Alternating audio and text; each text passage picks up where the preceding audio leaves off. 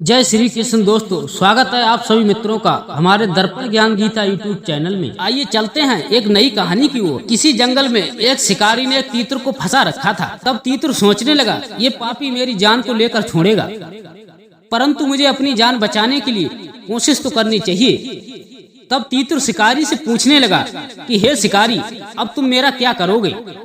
यदि आप मुझे बेचोगे तो मुश्किल से आपको 4-5 रुपए मिलेंगे, और यदि मुझे मारोगे तो मेरे पंख ही पंख हाथ लगेंगे। यदि मुझे पालोगे तो एक न एक दिन मैं मृत्यु को प्राप्त हो ही जाऊंगा।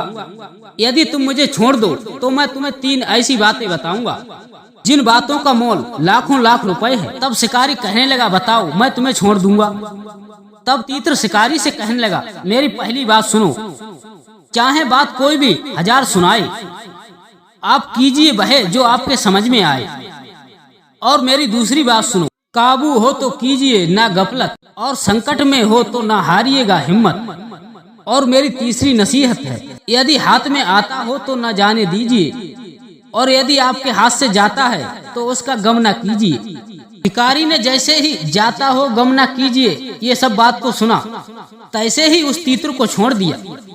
तैसे ही तीतर उड़कर तुरंत पेड़ पर जा बैठा और डाल पर बैठकर उस शिकारी से कहने लगा, मैंने तो तुझे 3 नसीहत बताई थी, अब मैं उनके उदाहरण तुझे देना चाहता हूँ। देख, मैं कैसे आफत में था, पर मैंने हिम्मत ना हारी और अपनी बातों के बल पर तेरे चुंगल से छुटकारा पा लिया। तू गफलती और अभागा है। तूने मेरी बातों में आकर मुझ जैसे अमूल पक्षी को छोड़ दिया, और मेरे पेट में 1 लाख रुपए का एक लाल है। उस बात को सुनकर वो बहेलिया हाथ मलने लगा। इस बात को सुनकर उस शिकारी ने फिर से तीतर को पकड़ना चाहा, तो वो तीतर उड़कर फिर दूसरी टहनी पर जा बैठा और कहने लगा शिकारी से कि हे मूर्ख, यदि तू मेरी पहली नसीहत पे ध्यान देता तो मेरी बातों में ना आता, और दूसरी पर ध्यान देता तो मुझे छोड़ता नहीं। अब जरा अपनी अकल लगा और अकल से काम ले। भला तीतर के पेट में लाल कहाँ से आया? मेरी बातों में तो आकर तूने मुझे छोड़ दिया, और मेरी ही बातों में आकर मुझे दोबारा पकड़ने के लिए खड़ा है।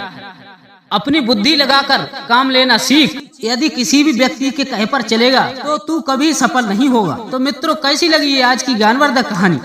यदि आप सभी मित्रों को अच्छी लगी हो तो हमारी वीडियो को लाइक करें और चैनल को सब्सक्राइब करने की कृपा करना। मिलते हैं दोस्तों और ऐसी ज्ञानवर्धक कहानी के साथ किसी नई वीडियो में। तब तक के लिए जय श्री कृष्ण, जय श्री राधे।